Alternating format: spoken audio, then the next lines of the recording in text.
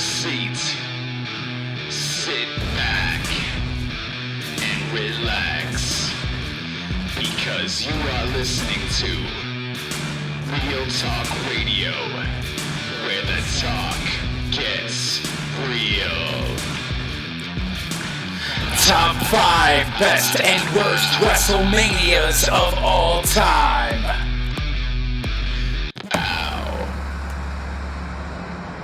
Welcome everybody to Real Talk Radio. This is the Real Talk Wrestling edition, where we are going to be talking about, of course, some wrestling, and we are going to run down to you our 5 and worst best matches at WrestleMania. Of course, WrestleMania is just around the way, with it coming up on April 10th and 11th.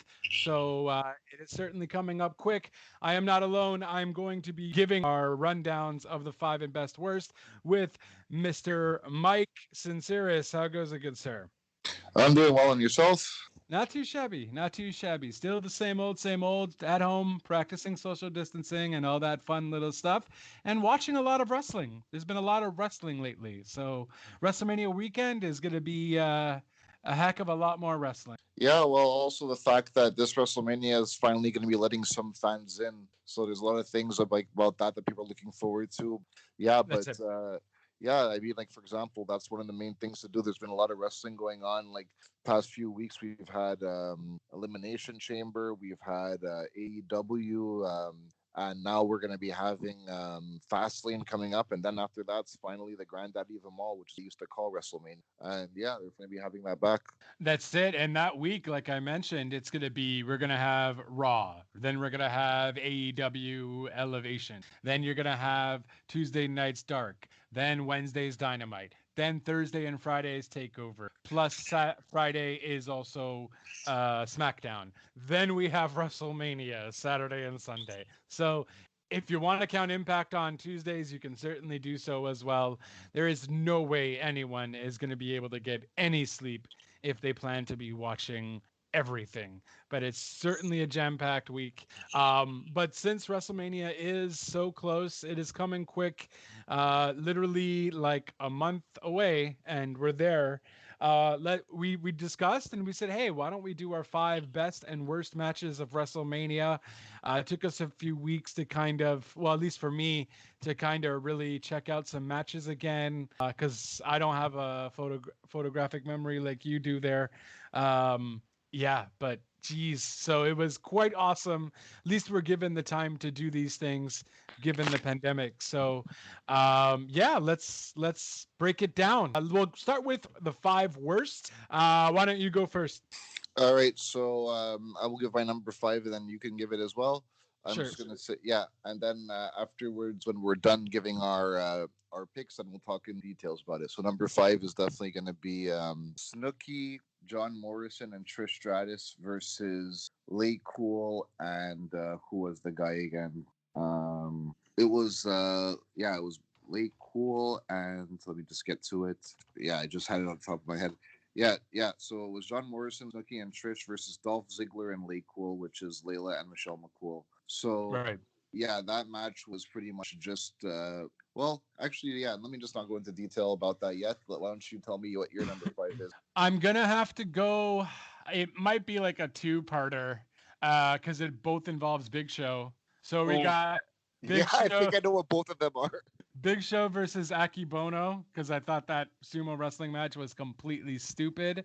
That was at WrestleMania 21, which and then I'm guessing the other one. Floyd Mayweather won. What a stupid match. That one was at WrestleMania 24. That's it. Both pointless matches. Nothing happened. Floyd Mayweather just gave a nice little punch, and that was that. Actually, it was a few punches. He busted up Big Show's face, and what some people don't realize was I was actually watching that with a few of my friends, and one guy was saying, why is Floyd wearing gloves in this match? It's a wrestling match. I'm like, one reason is you saw No Way Out. He can't hold his punch back. He's trained to punch you for real. So they actually have to protect Big Show's face as well. Since Floyd Mayweather can't really, first of all, he's not a trained wrestler.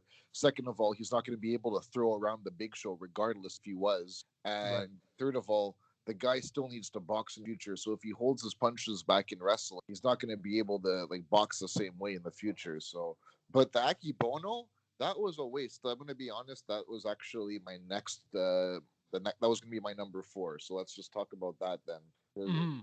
Yeah, because honestly, that was just seeing Big Show in that diaper type thing that he was wearing. And, like, for example, sumo does not go well with wrestling in regards to fan bases because there's a lot of ceremony with sumo, which they tried to recreate with throwing of the salt and everything like that.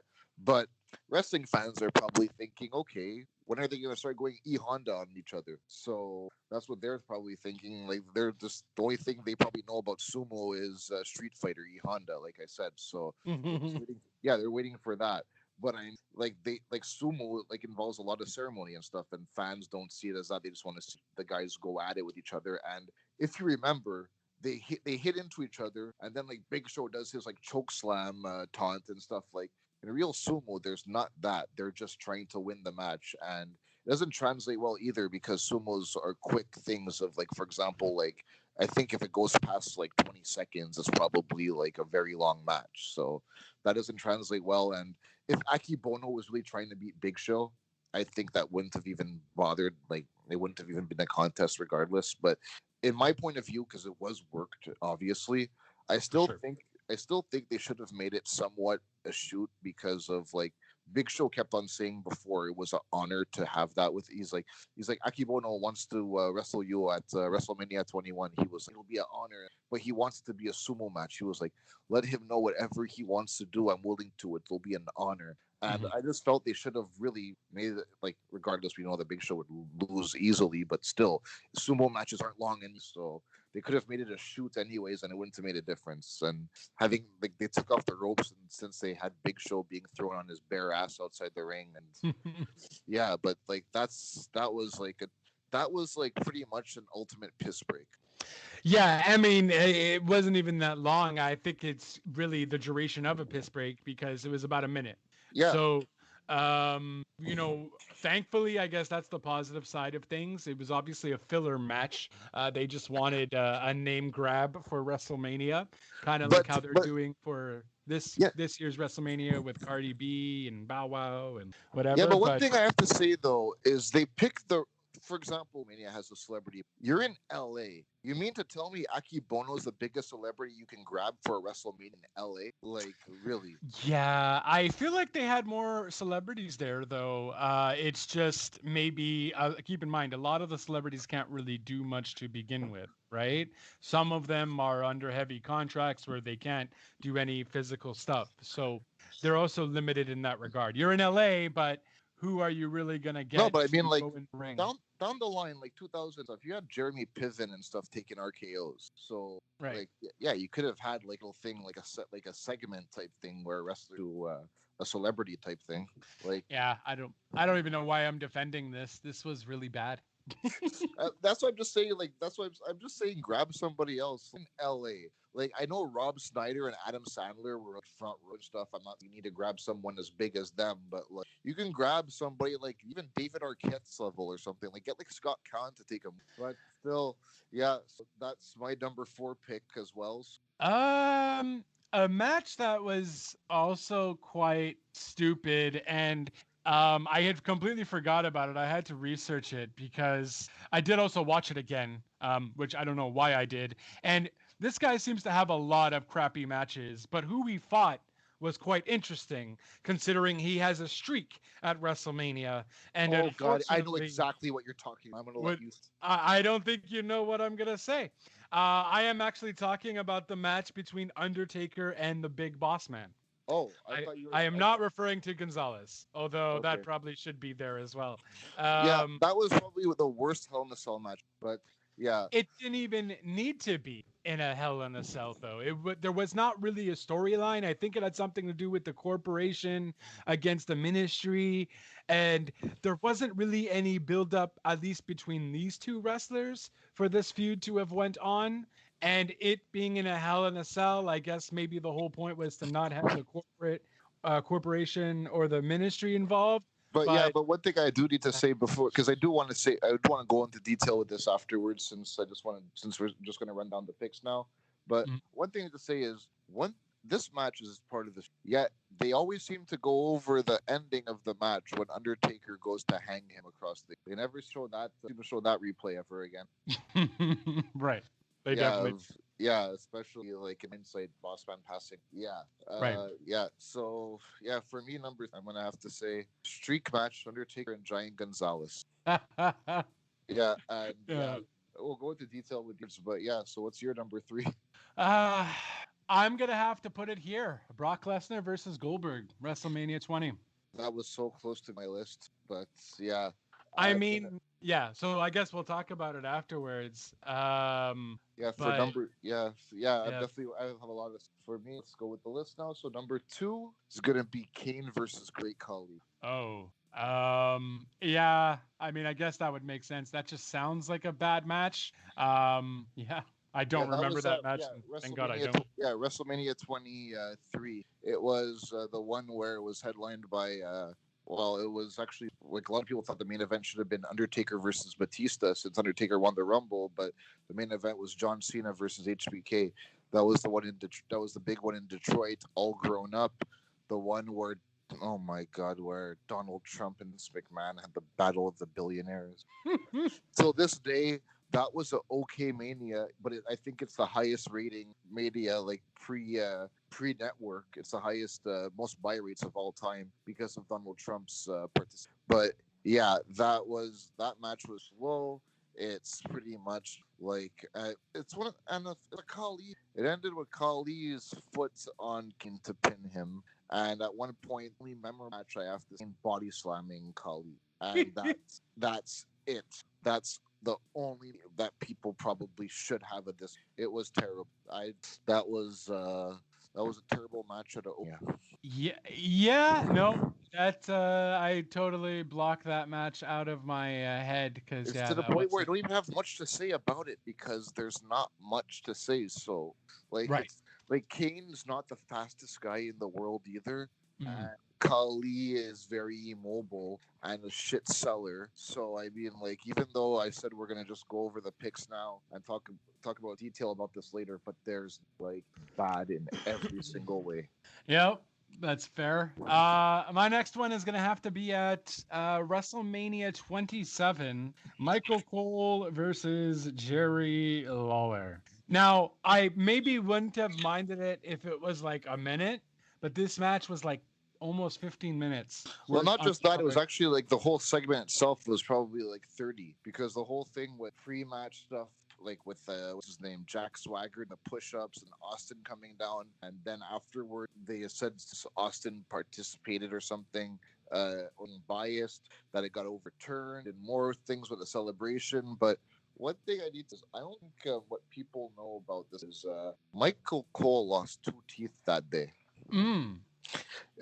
Okay, earlier in the day, he was actually hanging out with CM Punk, and CM Punk decided to show him a drop kick and got his tooth kicked out. And then actually in the match, there was a part where he got his other tooth kicked out. There was a part where he got So Punk 4 hours before the match against Jerry Lawler, he actually just knocked out his foot. And then afterwards, I believe it was when Jerry Lawler gave him a punch in the match as well. He got his other tooth knocked out. So he lost 2 teeth that day. But that match, I just need to say one thing before we go into detail with it. Sure. The worst part about it was it didn't even end the feud, which had no reason. I mean, WrestleManias where feuds end. Yeah, this one just kept on going, and honestly, Cole's wrestling gear was really disgusting too. So that also is the reason why it's there. Yeah. Well, my number 1 now is probably one that not many people are going to remember, and it's from probably a WrestleMania that had everything go wrong. And this is one, and that WrestleMania is WrestleMania 2. The match I'm going to bring up is, oh God, Adrian Adonis versus Uncle Elmer. Oh, Jesus. I never watched this. I don't know. These guys gassed out when the first punch was thrown. Okay. And then the rest of it is breathing, and he's just watching two old men look for their keys pretty much. Oh, wow. Okay. So it's Like, I almost mean, something like the gimmick battle royale at one of the WrestleManias, where these guys were just couldn't wrestle anymore. But I don't even know who Uncle Elmer is, to be frank with you. neither did So I. I only know this because I was actually like watching worst. For example, like I could have said some more high profile, but for example, the battle royal at Mania 7 favorite gimmick battle WrestleMania. royale. Yeah, It's a but lot of people's favorite WrestleMania. Yeah. well, here's the thing: we all know why Sheik won them. There was no way to the top rope. That's the only reason why he won the match. There was no way that guy was getting over the top rope. But like, yeah, that WrestleMania 17, for example, there's just that just can have some where everything goes well and they will find a way. Yeah, but you know what? The only reason why I don't say that was maybe going to be my number one, you're going to be shocked by my number one. But the reason why I'm saying that's not my number one worst is simply because of the commentating. I thought Heenan was freaking hilarious on commentating on this matchup. I recently watched X7 again, so I just remember just laughing. Him Oh yeah, and yeah, no, but were yeah, but I say I can't put it as my word because of that was like and that was be good memories all around. When you just think about everything that happened and like even though like say that was the beginning of the end of the ad, but still like it just leaves like if you just think about the moment and like they still use moments from that WrestleMania. But like yeah, it was an iconic Mania. I mean like you had everything right, so that's why that match could never go up there because of that Mania is just perfect and it doesn't leave a bad taste in my mouth. It just shows that they have a good Mania given to them. Funny thing actually about that Mania, I just want to bring up. I don't know if you know this, but remember the hardcore thing they had with the match with like Raven and stuff backstage? Right. Well, Raven drove a golf cart into actually an electrical cord, and the thing was apparently he was a quarter inch away from cutting the power off from the entire pay-per-view. Yes, I remember that. That was the hardcore match between Kane and Raven, and I think there was somebody else. Was it Scott Stasiak? No, I feel like it might have been the Big Show. Oh, it was Kane, Big Show, and Raven. Yeah, there was a golf cart moment, but like he was literally an inch away, they say, from like cutting off the entire power of the pay-per-view. If that would have happened, I don't think. No, for sure. Yeah, but yeah, so I'm really curious. I mean, for example, it's that match because there's nothing to say about it with two old men. Like, there's many other matches, like gimmick ones. Like, there's a lot of high-profile matches that were bad, but just if you're looking at match quality, because you know me, I love match quality. If you're looking at that, this one's just terrible. Now, mine that I'm going to say, listen, because there's been plenty of diva matches, okay, that have been freaking horrible. The pillow fights from WrestleManias. We've had many. Yeah, scratch my pick, actually. I think I know. Okay, is it? No, I'm not doing anything diva, though. I am not because there's just so many of them. I don't even want to waste the divas on the worst. They're just not even counting. I'm ignoring all of them from my head just because they're so bad. I'm actually going to go. Although the storyline obviously fits, it makes sense that they had to have a match. The match itself was disgusting just for the simple fact that one is already old and he's not an actual wrestler, and the other one is, too old now and retired and can't really go anymore, especially after he had obtained a concussion.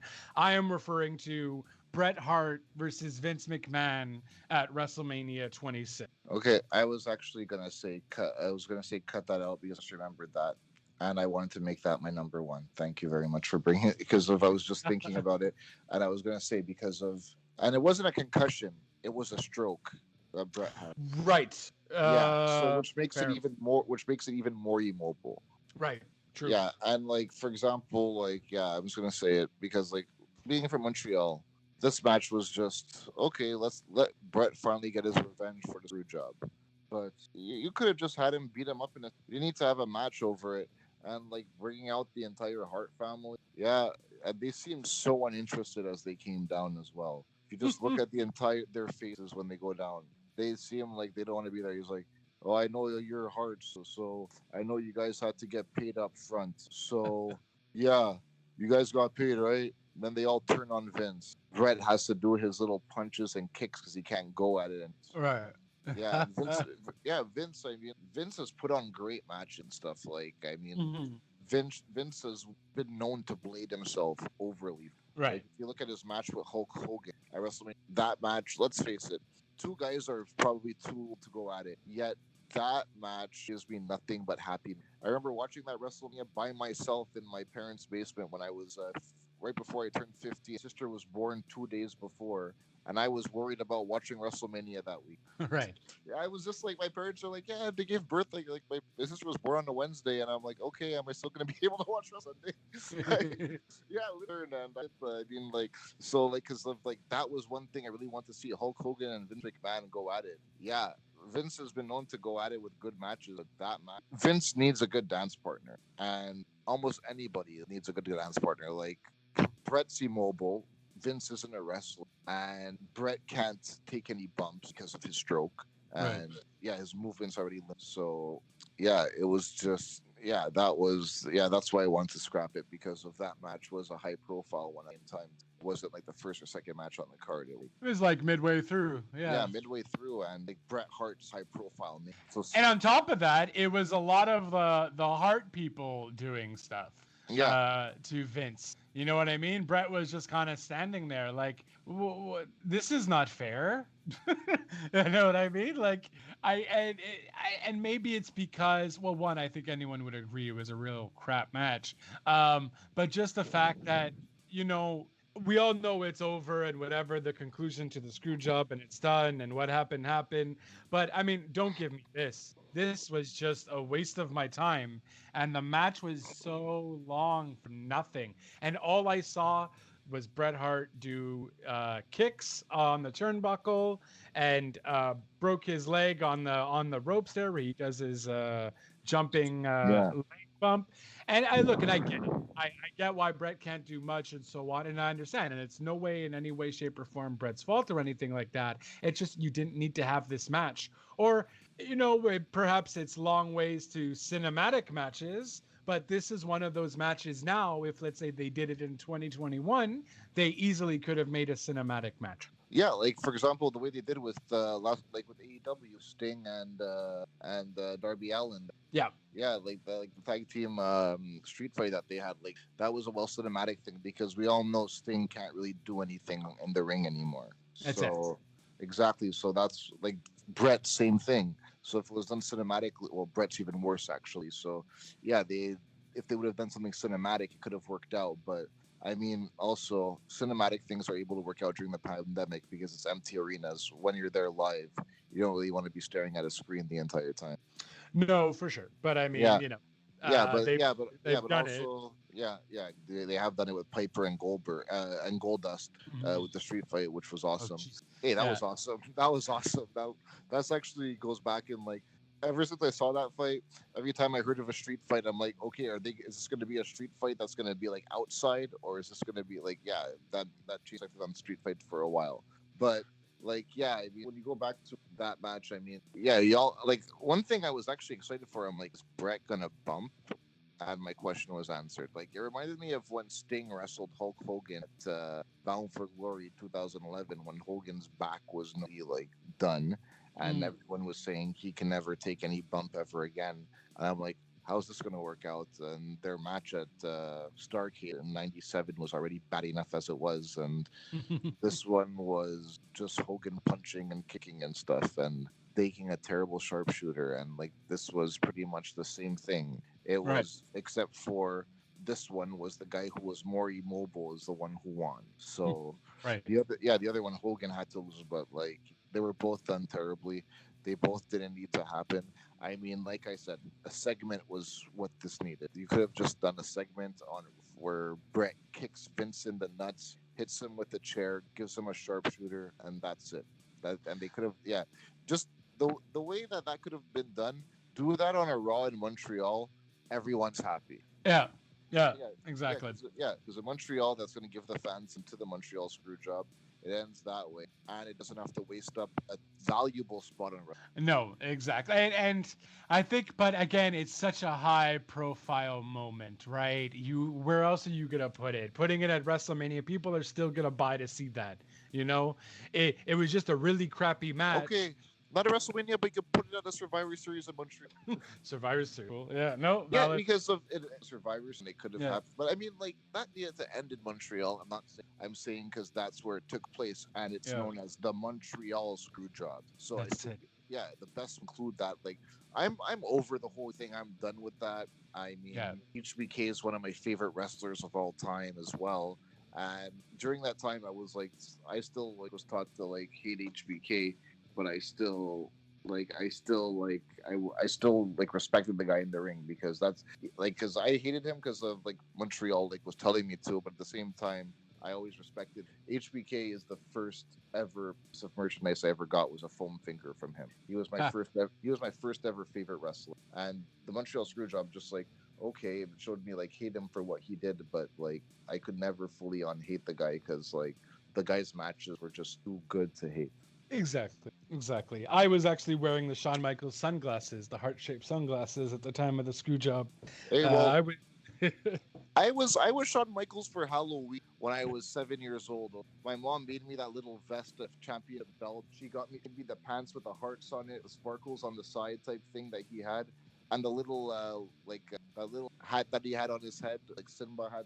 She made me one of those too, and I was HBK for Halloween, and people were laughing at me at school because of went to a party and like I said, I had to wear a shirt underneath. So everyone's like, "Oh, look at his chest! Oh, look, he's got no shirt underneath." Yeah, but like, yeah, I mean, like, yeah, it was corny and it was just like that's how much we are wrestling fans. Yeah, I mean, like, yeah, it was gay for Halloween. First show I saw, main event was, and yeah, that was I mean, HBK Bret squashed everything with him. So that's why it's done now. No, but I'm saying like at the time they had a handshake on Raw, but the feud was still with Vince, and so that's why HBK didn't need to be involved. But like, just thought that was a terrible.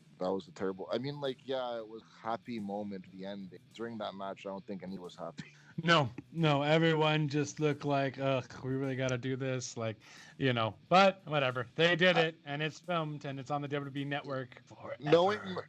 Knowing what we know now about like how the match, sure if everybody knew that ahead of time, that would have been a break. Yeah, because I don't know. I'd still want to watch it though. Just I mean, if we know how the match is going now, I'd probably make it but I think I would still kind of want to be like, oh man, I just want to see Bret wrestle. You know what I mean? Yeah, that's the thing. Like, just to see Bret, is it like is he gonna do type thing? But like, we've all seen it. I think I knew it was gonna be bad when Bret came out with jean shorts on. I was like, what is this? Well, I don't know if you remember, like Survivor, like I think SummerSlam 2000, WWE versus Team Nexus, and Bret Hart was part of Team WWE, and even then, like since he can't bump, he had to get disqualified. So like, and I don't know if you remember this, but Bret was also U.S. champion around that. Oh no, I do not remember that.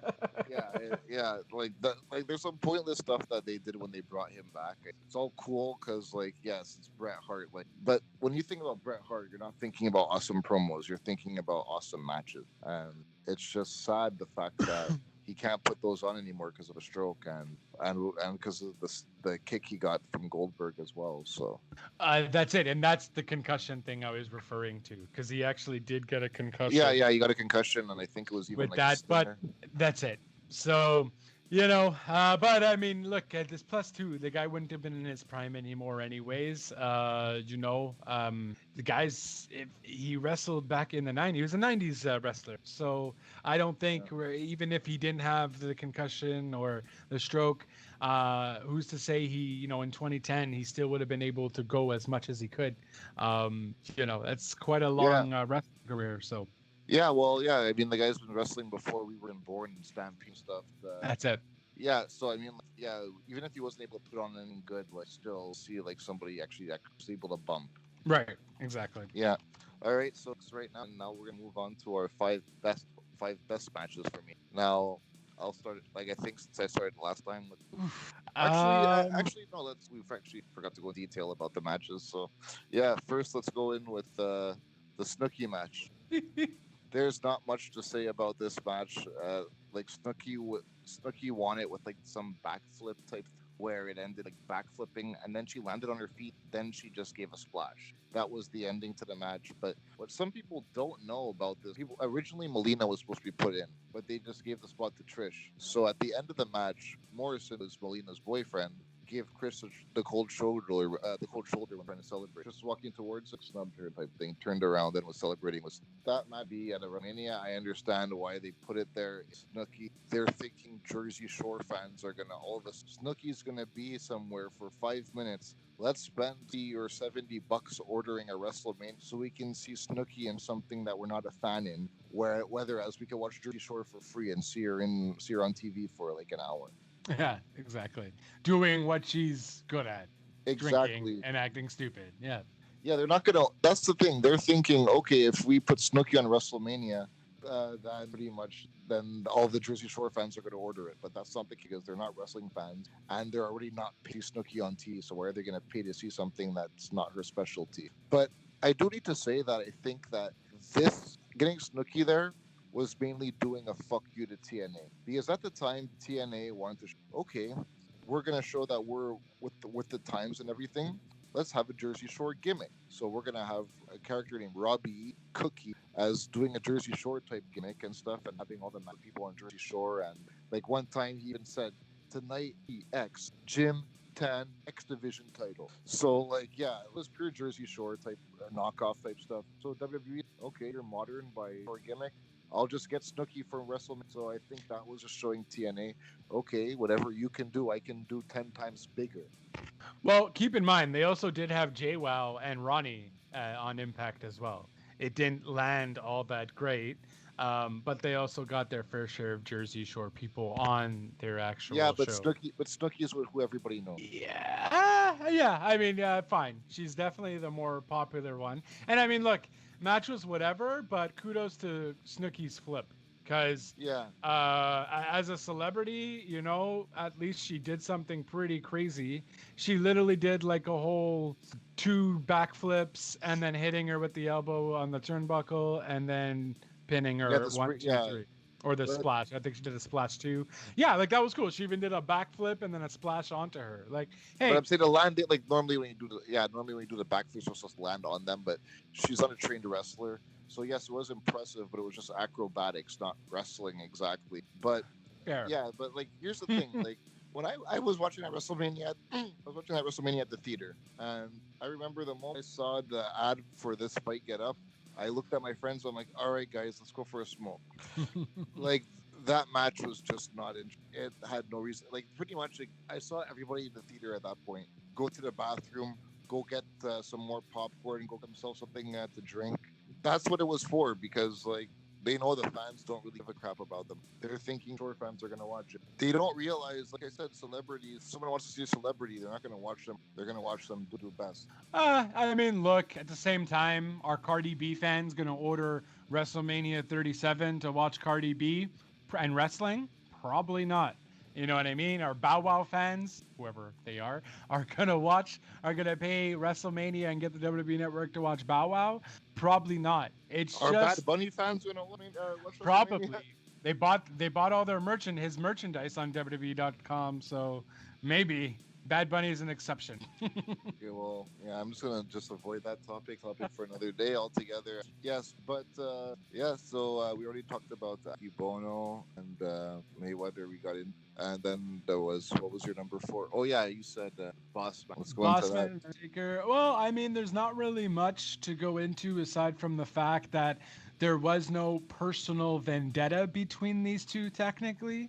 Aside from the fact that it was just a faction versus a faction, and like it would just made more sense to put Taker like up against one of the top guys on the corporation, like a Triple H or The Rock, but no, he got Bossman instead. So and the match itself was just a squash fest. So again, an Undertaker match that seemingly was a filler, you know? Yeah. Yeah, exactly. Like I said, the only memorable moment is one that they don't even show, which was Undertaker hanging it. Right. Yeah, exactly. Yeah, and it's a moment that they can't show, but it's the only thing memorable about the match, and I'm not saying memorable as in a good way. Right. But yeah, that's pretty much it. Just like the next one, which was my pick, which I said number 3 was Undertaker versus Giant Gonzalez. Now, this is part of the streak where it ends with Undertaker being chloroformed and being unconscious and Giant Gonzalez gets DQ'd. Now, that's part of the. You can wonder why they gloss over Giant Gonzalez, so they go over the people who Undertaker speak. They'll say like, okay, like he King Kong Bundy, he beat like CM Punk Gonzalez, he beat Big Boss Man, like yeah, like those, like yeah, because it's like a DQ. It's not. There's no like they don't show any. Whenever you see streak moments, there's one that there's no highlight from whatsoever. I mean, well, for very good reason too. It was so stupid. It was a terrible match about two guys. I mean, he's a great wrestler, but as I mentioned, no, well, he's in a great match. I'll say that. Undertaker's been in great match, but as I mentioned before, like with Vince McMahon and Bret Hart, everybody needs a dance part that can go. Right. Undertaker's been in great match with a number of people who are definitely able to carry matches better than Kurt Angle. But I mean, at the same time, like need someone who's able to work, like Brock Lesnar or something. Brock Lesnar's probably he's had with, and he's able to go. But the two big guys who are fast, two slow guys, you're not going to be expecting much, and that's really what this was. And the only thing I can say positive about this match is one guy who amazing manager was actually part of it, and that's Harvey Wippleman. But Harvey Wippleman's not good enough to save this from anything good. Right. And he didn't last long in WWE, did he? He still works for them. Gonzalez? Oh, Giant he Gonzalez. does. No, Giant Gonzalez is dead. But Jeez. Okay. Yeah, he didn't last very long though, and especially terrible attire. Oh my God! Right? Like, why? Why do I need a costume, a one-piece suit of a morphed body on it with hair? I guess that's supposed to be with the brown spots. Yeah, a hairy morphed body, almost like a right. Like the guy is already big. You just had him wear some trunks, some knee pads, and it would have been okay. Hell, you could have just had him dress up lay attire. Right. Yeah. But, exactly. Yeah. Well, I mean, his butt then technically would have been sticking out based off the suit. Oh yeah. But still, either way, that was terrible. Yeah. What was your number? My number 3 is a valid question. My number 3, I think that was my number 2. I was Brock versus Goldberg. Oh yeah, that was your number 3. Yeah, I was about to talk to you. Perfect. Mm-hmm. This match was okay. Everybody knew from the start that Goldberg's contract was because it was known that it was a 1 year. So everyone, okay, Brock's because of Goldberg's on his way out. Brock's gonna stay. And Brock decides, okay, I'm gonna go play for the Vikings. So Brock's gonna go. So this is two guys who are on their way out, and the fans let them have it at first, just going na na na na, hey goodbye, and you sold out to both of them while being to Brock. But yeah, I mean, like the fans are just giving them shit, and these guys could have just been, okay, you know what? They're giving us crap. Let's just give them something great to remember us on our way out. No, they decided to stink up the joint. Yeah, I mean, it didn't help though that they were just staring at each other for like 2-3 minutes. No, and then like running into each other and then just staring at each other for another 30 minutes right after. Like I'm gonna shoulder block, you're just gonna nudge, and then we're gonna stare at each other and taunt for a few seconds. Yeah. Yeah. It was... and Austin didn't need to be referee. I mean, like, yes, you need to be referee like what these guys could do, but I mean, he couldn't save this. No, I didn't honestly even remember Austin was the referee. I totally forgot about that. Because they had nothing to do with that match. You had no interference. The Austin was referees, you can give them both a stunner on their way. Right. Okay, see, that I'm remembering now. Okay, fair enough. Yeah, that's the only reason why Austin was there. It's pretty much they put him there as in, well, it's actually in the way it's kind of, they stunk up the joint and they were pretty much fuck you to crowds. Austin literally gave middle finger to them, which means the same word pretty much. And he gives them a stunner on their way out after giving Brock the finger as well, because Brock was here to the crowd. The fans were going na hey goodbye. So he just looked at the crowd, gives them the finger, double deuce type thing, then gives the finger to Austin. So Austin gives him a stunner. Has a beer with Goldberg, gives him a stunner on his way out, and that was just like saying sayonara to both. And that's the thing. The only guy who looked good was the guy who was actually roughing them. Yeah, pretty much. Yeah. So yeah, this was close to being on my list, but again, this was a WrestleMania where I remember I was so excited for this match. Yes, it disappointed, but I just remember this WrestleMania liking WrestleMania 20 so much, even though. Looking back at it now, I don't know why I like it so much when there was a lot of bad stuff on it. But it's like part of the nostalgia trip. I probably remember it in such a good light as well. Yeah. You technically had Big Show and Cena starting up the pay-per-view, which I think was for the U.S. title. Yeah, Totally remember that match. That was exciting as well. Oh, was it? Okay. Well, I remember it was because it was John Cena's first ever title. Oh, snap. Yes, okay, so that is pretty exciting. That's why it was like the first title he ever won in WWE. And like that's why, and like also seeing him being able to have Big Show on his shoulders twice, that was pretty impressive. True. Yeah, that's when we found out that this guy is legit strong. So no, well, he did it first at Survivor Series the following before. I mean, the previous year he did it that was the first time he did the Big Show in the Survivor Series match. But I remember it in a good way. But this was a time where he did it twice to him. He gave him the FU, which is the AA now, and that, and he kicked out. So then he grabbed his chain, and the referee was like, "Toss the chain." So he threw the chain on the other side of the ring. The referee went to get the chain out of the ring. So Cena grabs his brass knuckles, hits Big Show in the face, gets him on his shoulders for a second, and that was just. And then he won the title, like his first ever title. So that's why I remember it in a good way. Like you had that match. I was a huge, like this was a time where I was all in for, like this was like good memories for me because of like you had like the Rock and Sock Connection versus Evolution. You got right. And knowing me, a guy where Chris Benoit, no matter what people say, he's always going to be a top 5 favorite wrestler of all time for me. I put over the side of the man and the wrestler, but like the moment of him winning the belt and celebrating with Eddie was just like a moment that like it even brought like a tear in my eye at that point, like tears of joy, because like these are guys I've been watching since like I even saw some ECW stuff with them because I had DirecTV back in the day. And so I managed to see some ECW stuff there. So I got to see some of their stuff in ECW. I mainly know them from WCW as well. So I got to like their careers in full from playing using them in Nintendo 64 games and stuff, and then all of a sudden seeing them come full circle and do what everybody wanted them to. Like it's like pretty much those indie guys that you see now, guys like Shinsuke Nakamura, Kevin Owens. Those are like the true workers, the guys who are known to put on great matches, and they're not the biggest star, but they're the people that the fans love. The internet, who were the guys that they wanted to see, Guerrero and Ben Champs, and WWE gave them that moment, and it's still one of the most emotional moments. It's just sad that they can show that.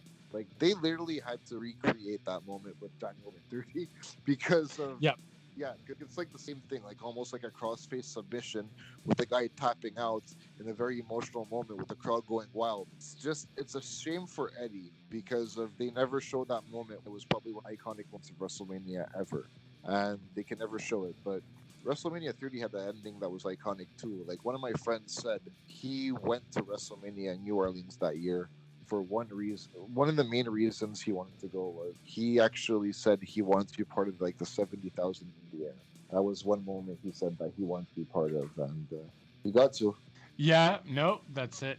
Must have been a crazy moment just to be there. I know I was screaming yes, yes at home, so would have definitely been doing the same if I was there. I remember the Jericho Christian match being pretty good at 20 as well.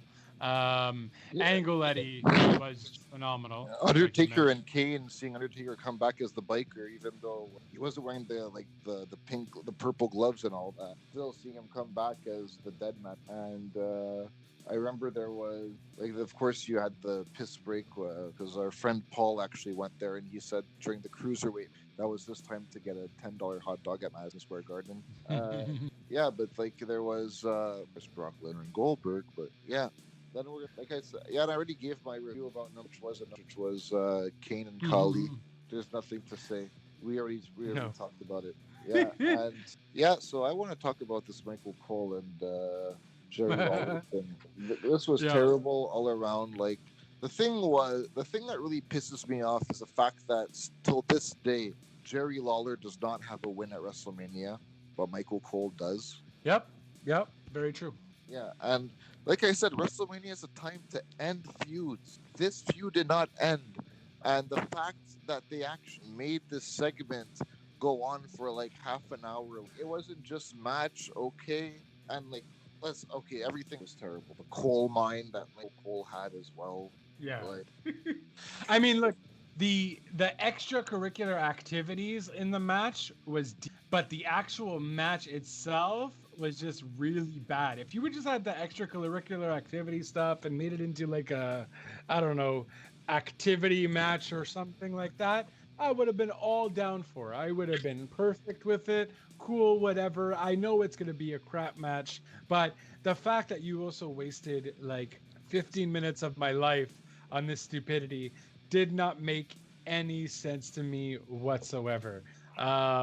Especially for a legend like Jerry Lawler, though, too. You know what I mean? He's been a wrestler. He's had really good matches in the past. I wasn't alive for many of them, but the matches that he did have back in the 80s, a lot of people still talk about. And to lose to Cole just didn't make any sense. It was stupid. I don't know. Yeah, it was. I wasn't in by it. I mean, like, yeah, Stone Cold as well was. Again, Stone Cold was to save this, but I mean, like, the segments were somewhat good because you get to see Cole. Like, one thing that I found was actually funny on the entrance ramp when Jack Swagger was doing his push-ups. They actually had Austin play when he was mid push-up, and they had like a close-up on his scared-looking face, and Austin just ran down with the ATV, and like Swagger had to jump out the way. And like, Right. yeah, I just thought like that stuff was like funny type stuff, but again, it didn't need to. It's a match that didn't need to happen, and especially it ended. Everyone's like, okay, Jerry Lawler win. Then all of a sudden, you find out that okay, it's overturned because of the one of the worst things ever. The anonymous Raw general manager had to Oh, Jesus. had to send the email saying that due to Austin's bias, advantage for a win for Michael Cole. Michael Cole smiled with missing teeth, and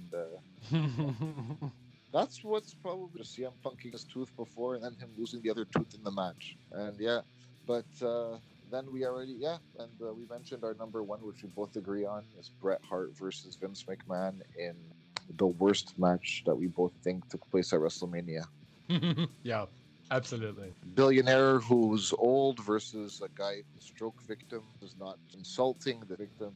Yes, being able to go in the ring is impressive. It's not something. That's it. And I guess it might be hard. Like I mentioned, there's a lot of crappy diva matches that had happened throughout WrestleMania years. The Vince McMahon versus Donald Trump match. I forgot who the two wrestlers. Umaga versus, well, I can never forget the second. Umaga was on the second one I can't forget. It's Bobby Lashley. I can't forget. Donald Trump was doing an interview on CNN before, and he said, they're like, so who do you have? I am having someone that they call. Yes. Oh, Jesus. And then when Bobby he gave the most, he's like, yes, and Bobby, boy, we love Bobby. We love Bobby. Yeah, sounds like Trump. Yeah, exactly. Yeah, that's what Donald Trump said about that. That's like, yeah, it was a battle of the billionaires, but you can't hate on it at the same time because it didn't give WrestleMania its highest buy rate of all time. So WWE are definitely not ashamed of that. No, definitely not. And it's, again, Austin was a referee in that. Yeah. God damn it. He's just Are we seeing a pattern here? I don't know. Austin can give you the best and the worst moments. No, but I'm saying, like, if you put Austin in a referee match, that's what it's forgetting. Yeah, hey, we didn't even try to do that. That just happened. Just randomly happened like that. But yeah, at least we can say Austin wasn't involved in what we think was the shit time. So yeah, but yeah, we'll move on to the best of the year. So what's your number 5 for your favorite WrestleMania? So for the longest time, this was definitely one of my top.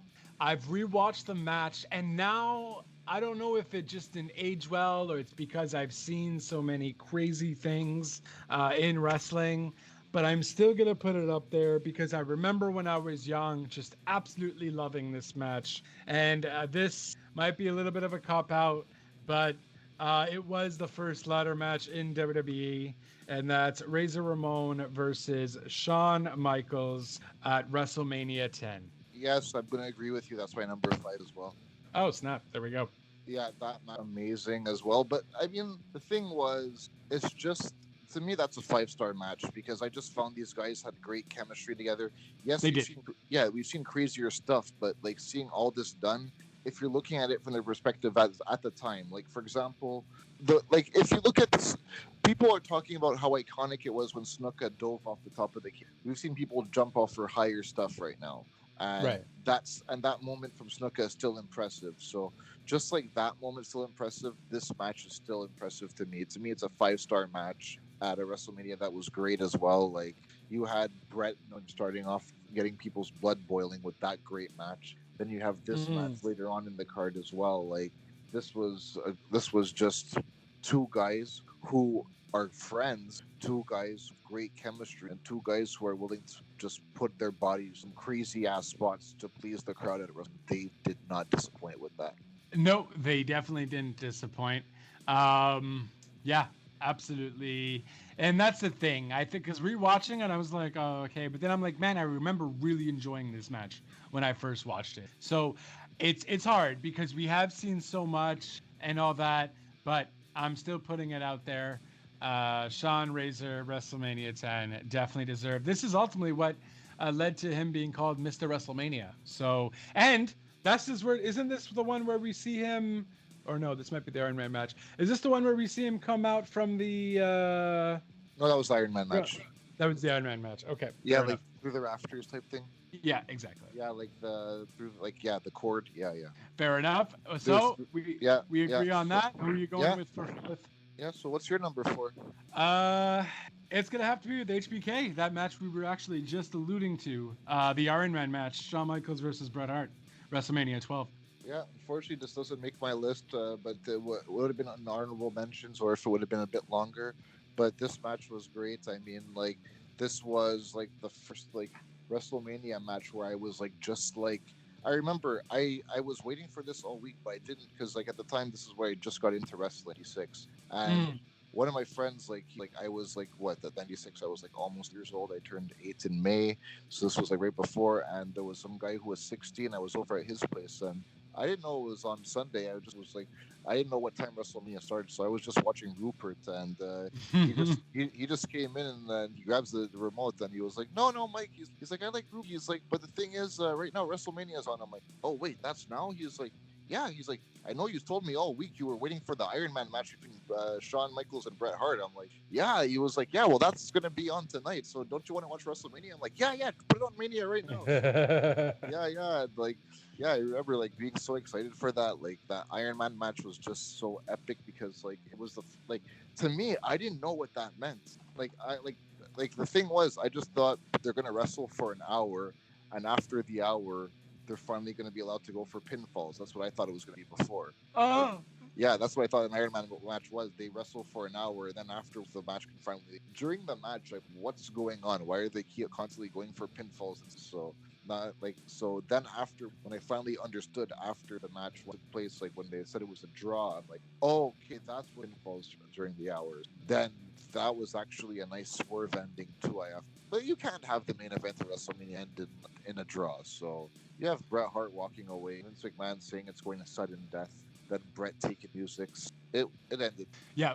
And I remember Howard Finkel, this match will go to sudden death rules. And I was like, oh my God. Yeah. Great. Honestly, one thing I can't take anymore, though, is Vince as commentator. Oh my God. It did not age well. It did not age well. I think back then I was all excited, but now I'm like, oh my God, Vince, shut up. Holy shit, you're on something here.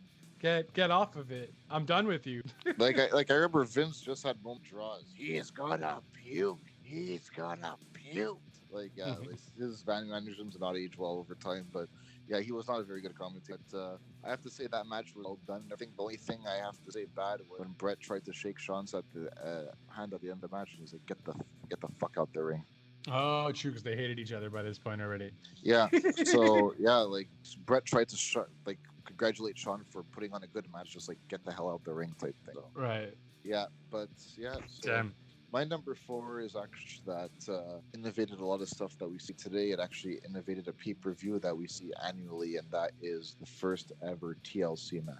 Oh, yes, absolutely. Involving Edge and Christian, the Dudleys at WrestleMania 7. You know, the thing with this match, though, it's not their... And I see why it's on your list, but it's also not their best TLC. Again, it was their first. So... you look at it like you look at Shawn and Razor. Fair, yeah, I know, I have to. But I've rewatched this match, and I was just kind of like, kind of the same ordeal. Like, seen better TLC, but of course I have, because this was the first one. And But yeah, don't forget the moment of Jeff Hardy holding onto the title belts, then Edge just jumping off and spearing him in midair while he's holding them is a moment that's being replayed till this day. That's an epic moment. Like, come on, he's just hanging off, holding the belts. You're just seeing Edge jump off from one ladder, spearing and stuff, and like even Lita Lita, Spike Dudley, and Rhino, and not even to it. So yeah, I mean, like, this was just very well done. Like, it was the first time, so people didn't know what to expect. That's why people now, like, have been done several of those ladders, chairs, and stairs. They even do now and stuff. But I mean, but I mean, like, it's just the first time we've seen everything like that, and like, it was also because yes, we're finally going to take each guy's elements. Dudleys are known for tables. We're going to put Hardys are known for ladders. We're going to put in ladders. And Christian are known for using chairs, so we're going to put chairs. We're going to put all their specialties in. Let's see who comes out on top. First time ever, and an iconic match. It was an iconic match. Yeah, that's my number 4. Fair note. It's definitely a good choice. Number 3, I'm gonna have to go. Yeah, number 3. I'm gonna have to go. Bret Hart, Steve Austin submission match. I believe that was WrestleMania 10. Let me double check that. No, it was 13. 13, excuse me. Yeah.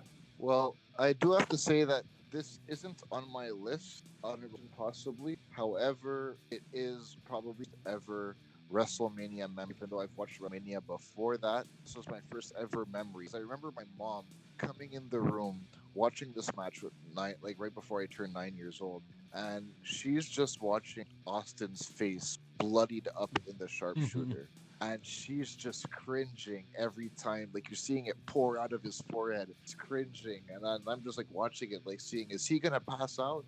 Is he pass out? And like then like jumping up and just ended the match. And like, this was a great match. And that's my first ever WrestleMania true memory of a moment. I remember like what I was doing, who was in the room, where I was at, like where I was sitting, everything like that. Like, this is my first ever where were you during this time? Like, this is my first memory of wrestling. Remember like that, like my first WrestleMania moment, like that. I just, even though the Austin, and to me, I think Bret and Shawn Iron Man match, I think, was the better match. But yeah.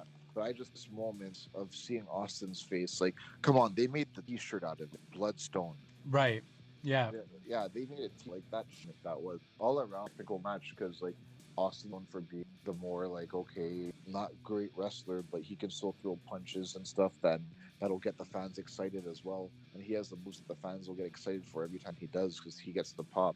But Hart was a great wrestler, he did, and even though it was a submission match with Ken Shamrock as a referee. But one thing I need to say, that this was the double turn. How this led to Bret Hart heel and led to Stone Cold turning face. Yeah, this ultimately... No, he was already popular by then, no? Or this He was, but this is officially the turn where Bret turned heel and Austin turned officially face was right after the match. Like, Austin was turning, like, people were beginning to like Austin, supposed to be the bad guy. Right. But one thing I loved was Austin said, he's like, if you put S in front of Hitman, then you will have my true opinion of him. And that was like that's why, like, he said stuff like that. So fans were like, that's where like, okay, we have to turn the guy face. Bret was going to be leaving by the end of the year, so they needed to turn him heel as well. So that's why they did that. But I mean, like, it was an iconic match that led to that moment too, like a double turn. Like, I don't think they've ever done something like that ever again since. Yeah. But yeah, so my number 3 is gonna be a Shawn Michaels match. And that's gonna, yeah, I know. He's Mr. WrestleMania for a reason, ladies and gentlemen. Yes, and it's gonna be Shawn Michaels versus Kurt Angle wrestling. Oh wow, that match was just like, the Mania itself was good. That was one we mentioned, was in LA. It was a good Mania, but I mean, like, this match stole the show. Like, this match and the Money in the Bank were the best parts of the show. And again, because it was the first ever Money in the Bank, that's why it was impressive as well. Right. But yeah, again, this one was just, it was the first time that I think these two ever went at it one-on-one. It ended very well. Like, you're seeing like these guys just pull out their finishers, and just like you're seeing the kickouts right, like literally the referees like centimeters away from you type thing. So it's getting you at the edge of your seat, and just you're seeing Kurt Angle hold on to that ankle lock at the and Shawn Mike reaching for the ropes so emotionally, then just seeing him tap. And just like you were holding your breath the entire ankle lock match. Like that's how I felt. I was holding my breath. Then like when he did, I just took a big like gulp of air right after. It's like, like wow, like Shawn Michaels doesn't have out very often. I think that was, but yeah, that was Shawn Michaels is Mr. WrestleMania for a reason. So that's why he didn't spoil anything. But I will say this is not the last year. No, very valid. I have to go. I'm skipping through the match right now just to see if I can remember it. Yeah, it's familiar, and definitely I think I'm gonna want to rewatch this match again. So many matches, man. But so many matches. Come on, there's been 36 Manias. So 36 Manias, well over 350 matches in total. It's a lot. It's a lot of matches. So, but yeah, that's certainly a good one. My next one is okay. Yeah, because I feel bad about always putting the same kind of guys, but they do great matches and they are all really good. But the next one I'm going for is going to have to be technically, it might just be for the moment though. So let me know. It's basically when WrestleMania 20, when Chris Benoit won. That match itself was good, but I don't know if it's really as good as I thought it was, or it was good because we got to see that iconic moment. That's the only thing I'm not really remembering. Well, this is actually my number 2 pick because of Chris Benoit is my favorite. But the thing was, it was the first ever triple threat main event for the title as well. So, wow. Okay. Yeah, the main event for WrestleMania, because like it was always the Royal Rumble winner is the champion in the main event. But then Chris Benoit was on SmackDown and he jumped to Raw when Shawn was already in a feud with Triple H. And one thing that I do need to say is one thing that people there was a signing between Chris Benoit and Triple H. And Shawn Michaels comes in and said, "Oh, you should have stayed on SmackDown." And he's like, "It's going to be me facing Triple H, not you." So Shawn Michaels gives him his music, signs his name on the contract, and leaves the ring. Eric Bischoff runs over to Benoit after he's like, "I know you're upset, but I have Shawn Michaels' name on the contract, so there's nothing I can do." So I'm like, can't anybody just, whenever there's a contract signing now, run into the ring, sign their name on, and if that's the that's Bischoff's it. Like, yeah, I'm like, how come nobody does that? There's nothing I can do. Shawn Michaels' name is on the contract, so I'm like, really? There's nothing you can do. You can't just create a new contract and make that one void. Like, that's it. Yeah, rewarding bad behavior, pretty much in a way. Yeah, so like, very true. Yeah, so I'm like, how come no one's done that since then? But like, that's the only thing I found stupid. But it led to a great match that like the first ever time we're seeing that like at WrestleMania, and the moments that it led to just made it for me. Just made that moment like super epic for me. Like I just found like everything to like the way that Shawn Michaels hit like Chris Benoit had Triple H in the sharpshooter, and then Shawn Michaels goes and gives Benoit sweet music. 1-2 kick out. Then he goes to the corner. Shawn Michaels bloody, by the way. He's tuning up the band, and then seeing him run over to give him another sweet chin music, but Benoit just flips him outside the ring. So then he's just looking at Shawn Michaels is out. Then Benoit turns around, see Triple H stalking, kicks him in the stomach, and the moment you see Triple H jump up in the air, you're seeing Benoit just twist out Triple H's arm down and get a crossface, and you're seeing Triple H fade as he's in it, and the whole crowd is going wild at their edge of theirs. Triple H reaching for the ropes, fading. Referee grabs his arm, and it goes down, but it goes right back up. Then Triple H just rolls him over. Benoit still has him locked in. Triple H is doing everything. His arms are going everywhere, looking he's trying to say like slit my throat type thing, like with his arms, then just tapping out. And that was just so emotional, seeing him on his knees, looking at the belt, then just celebrating with it, holding it up in the corner, turning around this best friend there as a champion. Like even now, it's like I just got shivers. yeah. Like just when you see him get off the rope, turn around and see. I don't think Benoit knew that was going to happen. No, definitely not. Definitely not, because Benoit started crying. Like was already crying kind of thing. But then when he saw him, complete shock. It was a complete shock to him for sure. Yeah, like when he was in Eddie, when him and Eddie just embraced and just started hugging each other, Benoit was in tears. And like I remember even Vicky said, she's like, when I saw Eddie come out for Chris's match, so like, yeah, that moment now my eyes water. Not just the fact that they're both dead, but that moment, just when you see it for the first time, it's like especially if you've seen the guys' careers, you've seen them struggle as mid carders on the card, and then boom, they're given a title run, which is what everybody wanted. I mean, Benoit wasn't impressive, but still, he was given the chance to be the top guy. And honestly, all these three men could still really go too. You know what I mean? Shawn Michaels could still go really well. Triple H can still go. This was literally 15, 16 years ago. So, I gotta rewatch this match again though. That's it. You literally painted a vivid picture for me of what went on, and then that kind of brought flashbacks of the actual matchup though, and I'm just yeah, this is a match that you guys need to just see for yourself, because like I can describe it, but it's not. There's so much more that happened in it. Oh, for sure. Yeah, you need to watch it because, like, for example, Shawn Michaels' crimson mask. He's all bloody while he's in the ring waiting for Triple H. You see these guys go at it again. Yeah, because I remember they put Benoit through a table, like a double suplex through a table. Yeah, like the announce table, and then Shawn just crawls in the ring, stands up, and is like, "Let's go." Triple H. Like, yeah, just bloodied up, and like, yeah, I remember Shawn got springboarded into the post. That's how he bled. And these are not normal ways that people bleed. Like normally, like if someone's gonna bleed or something, it's gonna be like a chair shot or something. But Triple H bled from his head just slammed into the steel steps. Yeah, yeah. But I just remember there was one moment that was funny where like Triple H like knocked him down and on his knees, just breathing a few times, like type, you're seeing blood, like a bloody forehead type thing, while all three guys are down. That match was really well done. For one, I'm really curious what you have to say. Oh, I have still so many. But my number one. All right, hold on. Let me. I don't want to play eeny, meeny, miny, mo with it from my three that I have here.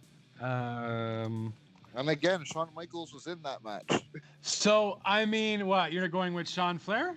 No. I'm saying in the triple threat. Right. Yeah, I'm saying it's another Shawn Michaels. That's it. No, hey, he's had a lot of really good matches throughout his WrestleMania career. Not even his WrestleMania career in general. So, I don't know. I have like three. So I'm gonna go. I don't know if it does it justice. I was gonna go Brock Lesnar Angle WrestleMania 19. But then I was also gonna go same WrestleMania, Shawn Michaels, Chris Jericho. Yeah, WrestleMania 19. Well, that's the thing. I was actually stuck between that match and another Shawn Michaels one as well, which was Shawn Michaels Undertaker at WrestleMania 25. I was stuck between Shawn Michaels and Taker with that, and Jericho and Shawn at 9. Was that the one at May? Was that the one in the Hell in the Cell? Oh no, that was against Triple H, huh? Yeah, that was just Triple H. Okay. Yeah, this was the one where they first had the match at WrestleMania 25, and then the following year, Shawn Michaels put his career on the streak versus career. The second match. Yeah, this was just the first time they had a match, and I just thought I thought the first one was amazing, better than the second one, but because maybe it's due to the fact that. Okay, the first one, you weren't expecting it to be that good. If you're going to see a second one, now everyone's waiting for it to. So maybe that's why I like the first one so much. But the thing is, I used to watch Shawn Michaels and Jericho because I used to have it on this thing that we used to have called Kazaa, and I used to have that match on Kazaa. And I used to watch that match a million times. And the thing is, every time I'd watch it, I would see something that I forgot. So that match just like, yeah. And it was also like WrestleMania 19 is probably the one WrestleMania that I have the most memories of, because I remember even watching, like I said, I was by myself in my mom's basement for that one. I was my sister was born a few days before. I was so excited for this WrestleMania. But the thing is, like, this was my first WrestleMania that I saw live because the year before I had to miss WrestleMania. I still never saw WrestleMania 8 in full. There's matches I've missed on it because I was in Spain and I was actually got back the following day after WrestleMania, so I was never able to watch it in full. WrestleMania 17, I've never seen in full. I've only seen matches because of at the time I wasn't able to order it. So yeah, there was just circumstances at the time, but I mean, so WrestleMania 19 just gives me the most memories of it. So it was when I first finally got back into watching wrestling regularly, was around that time as well. So yeah, that match is definitely the biggest the biggest highlight of the card, because you're seeing two guys who are just the pure workers. Shawn Michaels and not Shawn Michaels, Brock Lesnar and Kurt Angle. One reason why I say it can't be best is because of the botch. And when I say the botch, everyone should know what I'm talking about. Everybody should know. Brock Lesnar goes for a shooting star. Damn. And lands all 297 pounds, collides on the guy's. Yeah, I freaked out when I saw that. I'm like, dude, the guy's dead. That's it. I'm like, what happened? And then they had to call an on and do an F5 finish like that. If it wasn't for that, let's face it, if he would have landed that, that's a WrestleMania. If that's landed, that's a WrestleMania memory. That's gonna be yeah. But man, I'm even still kind of upset I didn't do Austin Rock X7. Man, I don't know. There's so many. That's not on my list because of it's not the match that's good. It's the story that's good. Yeah. Because just if you wanna have a good moment that's gonna be pure nostalgic, just put Rock Austin promo WrestleMania X7 my way. I'm probably gonna do that as soon as I get off the. Because just hearing, I watched this. We're good friends and we always talk during we watch this. Just hearing come on, it's Limp Bizkit, but you know it's gonna be 2001 times. And right. Yeah, but just it's not the match that's good. The story that these guys were, because the Rock's Austin's not the best wrestler in the ring as well. Let's face it. The guy just gets the crowd hyped up with every move he does. Right. And honestly, Brock, okay, he obviously wasn't as big as he is now back then. No. But he seemed still like a crazy beast. I almost preferred him how he was back then. He seemed more legitimate. He seemed more human. I guess because back what I mean is back then, if he took a loss, it was believable. Right. Now it's a little bit unreal if you lose. Right. Yeah. He's so young. Because I remember Kurt Angle even beat him in a triple threat match by giving him an angle slam. So yeah, I remember Undertaker even pinned him on SmackDown back then. Come on, the guy lost on SmackDown. Yeah, so now to see him wrestle on SmackDown is next to impossible. But that's what I mean. Back then he seemed more human, so that's why. But I think I'm gonna make up my mind and say for sure it's gonna be Undertaker and HBK because of the profile it was in. The two guys Jericho and Shawn Michaels was still a mid-card match. That's why it's not number one. Undertaker and Shawn Michaels, just two guys who I was expecting it to be a good match, maybe a very good match. I didn't expect it to be a show stealer, and I was that should have been the main event, because the main event we got with Triple H and Randy Orton, if Triple H uses a weapon, he loses the belt. It was it was a terrible match. Come on, the guys, they used their finishers within the first 30 seconds of the match, and then when the match actually ended, there was no heat to it. Triple H hit the pedigree, you're okay, I know it's over, and all of a sudden I'm not even there's no build up to it. Shawn Michaels and Undertaker, every time they're going for pins, is this gonna end? Is this gonna end? Right. Yeah, that's why HBK and Jericho was just let's just do what we do best. Exactly. Because Shawn Michaels and Chris Jericho are kind of very similar into their styles. They're not the best technical guys. They're able to do high flying stuff that will entertain you. So there's just two high flyers who are great wrestlers as well going at it. Right. Undertaker and Shawn was the reason why I say it's a better match was also, I mean, why I choose that one over it's because I find the story told was. Yes, so definitely I agree with that. Definitely a better story told. But one thing that is for sure, Shawn Michaels just took our. He's Mr. It's messed up, man, because I was also trying to think of certain matches with Triple H or certain matches with Seth Rollins. But honestly, when looking at Seth Rollins hasn't had that many. He's had maybe about 6 or 7 WrestleMania matches, which isn't a lot when you compare to like a Shawn Michaels, also obviously.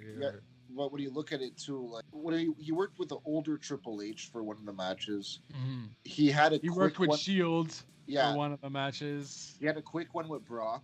Well, are you talking about WrestleMania 31 where he cashed in? No, I'm talking about beat Brock him 1-on-1 in the first match of the night. WrestleMania 34, I believe it was. 35. Yeah. No, 35 was 35. Yeah, MetLife. Yeah, where he gave him like the 3 curb stomps to win the match. Like that match, I remember being decent. I thought I was gonna hate it because back then we still didn't like Brock for what he did, but Seth Rollins and Brock really poured it all out on the line, sort of deal, and it ended up being a pretty decent match. But again, it's because he didn't have a lot of singles matches. A lot of Rollins' stuff is maybe not on WrestleMania, but on other various pay-per-views or even a Raw. So, well, hell, put it like this guy's best matches I've seen probably took place not even in WWE. Fair. Yeah. No, I mean, that's possibly always true, just because of how limited WWE makes their wrestlers do. So, and like, I'll even say this, his finishing move that he had in Ring of Honor, first of all, great name for a move called God's Last Gift. That's an amazing name for a move, and that is actually my favorite finishing move of all time. It was like a cradle bomb type thing. Like, you just Google God's Last Gift, YouTube that, and you're going to see it's an amazing finishing move. And his name was Tyler Black at the time, too. And, like, that move was just, like, that's why WWE had to change it up, because their finishing moves are a little bit more safe, so. God's Last Gift was what it was called? Yeah. Huh. Ironically, and he's the savior now. Oh, it's pretty much. Oh, maybe that wasn't it. I'm actually looking at it right now. Oh, Jesus. Yeah, no, they definitely wouldn't do that in WWE. Yeah. No. you can see why it's a favorite finisher. No, that's an amazing finisher, though. Very dangerous, but very good. Yeah. So, like, that's what I mean. Like, his best matches didn't even take place in WWE for me. And the guy's an amazing wrestler, but like he needs, like, because I said, like, even the cash-in time at WrestleMania 31. He wrestled Orton and probably took the best RKO ever, but then he has probably the best cash-in moment ever as well. So he's up there for best WrestleMania moment, but I won't say he's up there for best WrestleMania matches. No, fair. All right, I agree with that. I just felt guilty about not having a Triple H match or even a Randy Orton match. But honestly, I don't think Randy Orton, you would think, because he's been in so many, but I don't think there's one really that rings a bell. Maybe one with Cena or something. Well, we're also naming 5 out of like 350 matches. So very valid. Yeah, that's very true. Yeah, so I mean, like, I'm not saying that Randy Orton doesn't put on great matches. We're just saying that in 5 of the best matches at WrestleMania, from our point of view, he doesn't have that. No, that's fair. That's fair. I just feel very guilty. But that is our picks. We certainly can't go back from them now. And this is all opinions on us because of, like I said, some people who grew up in different times might have Hogan and Warrior up there for their favorite match. And yeah, that is an epic match. Like, from people like us who grew up during different times, that's also something that it means to us as well. Yeah, no, and that's the thing. I wouldn't be able to pick anything from WrestleMania 1 to like 8. You know what I mean? I wasn't watching then, so the only match that comes close to getting there for me is a match I still remember, and I had to watch this from like renting WrestleManias with my friends, was Randy Savage and Steamboat. That was a great match. That's a 5-star match. Snap. Okay. I also have a hard time watching old school wrestling. No, I understand what you're saying, the feel and stuff of like the old, like the grittiness and all that, of like the low production value and stuff. Well, not just maybe the low production, but more so of just the maneuvers, because I've seen so much wide range of maneuvers now. For me to even think that the TLC match from 17 wasn't that great, because I've seen so much more. Imagine if I go and watch Yeah. a wrestling match from the 1980s. I won't. Yeah, be it's able very basic. very basic. But again, I just have to kind of zone myself into that time.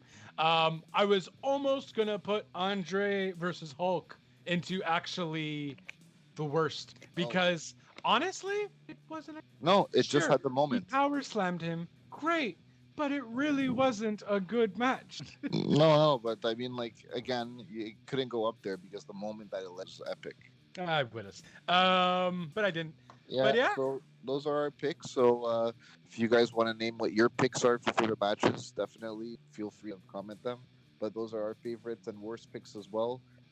If you guys have any stinkers as well that you guys think that need to go up there that we forgot to mention, then feel free to go right ahead. That's it. And so that is our top 5 and top worst. By all means, you can give us a shout. You can certainly follow Mike from Shoot the Shit over at Mike514. Well, on Facebook, just look up STS Shoot. You'll find my page over there. I used recently to put them up more recently because I mainly used to go to a lot of concerts and put those up. But the pandemic, there hasn't many shows there hasn't been any shows to be able to go to. So, but these reviews will all be put up as well. You can find me on Instagram at Mike514UFC, and you can find me on Facebook at Mike Sinceras. Bam. And we'll have all the links down there in the doobly doos. And of course, you can follow me at JLB420 on Twitter. Real Talk Radio, though, is the brand at Real Talk Radio 8, anchor.fm/RTR, and on the Insta, Real Talk Radio Real Talk Radio online. And that's my story, and I'm sticking to it. Mike, Dark Side of the Ring is coming up as well pretty soon. Season 3 is about to hit. And of course, we will run that down for you guys and also get season 2 uploaded for you at the same time, just so you can check how we did our reviews for that while season 3 is commencing. But yeah, should be a good time. A lot of crazy stuff happening there. So we'll definitely give a little preview before the first episode begins, just to kind of what you're going to expect from season 3. And then we'll take it from there with a review every week and come out with a few other stuff for you, whether it be wrestling related, music related, random general conversations. We'll shoot the shit, so to speak, and we'll definitely keep you posted there. Mike, thanks again, good sir. Always a pleasure to shoot the shit with you. And yeah, and we'll definitely do this soon. We'll come up with a few topics. If you guys have something in mind, you can tweet us, chat with us, talk with us, let us know what you would maybe want to hear, and we'll certainly see what we can do. Yeah, and since we're on the road to WrestleMania, nice to do something else WrestleMania related on the ways. That's it, exactly. Definitely gearing us up for that road to WrestleMania. It is a month away, so pretty cool to have this. And now I'm in nostalgia mode and probably gonna go watch some more WrestleMania moments because you've done put me in that mood. Yeah, I'm gonna watch WrestleMania X7 my way, Limp Bizkit for The Rock, and as soon as I get off it. I think that is the most classic theme, though, in all of WrestleMania history, if we want to go with that for sure. So thanks once again, and we'll definitely be doing something soon. You guys can check out all the other stuff, Real Talk Radio. We have a bunch of stuff, very different stuff, movie reviews and all of that, so certainly check that out. But until next time, I will see you guys soon. Ciao for now.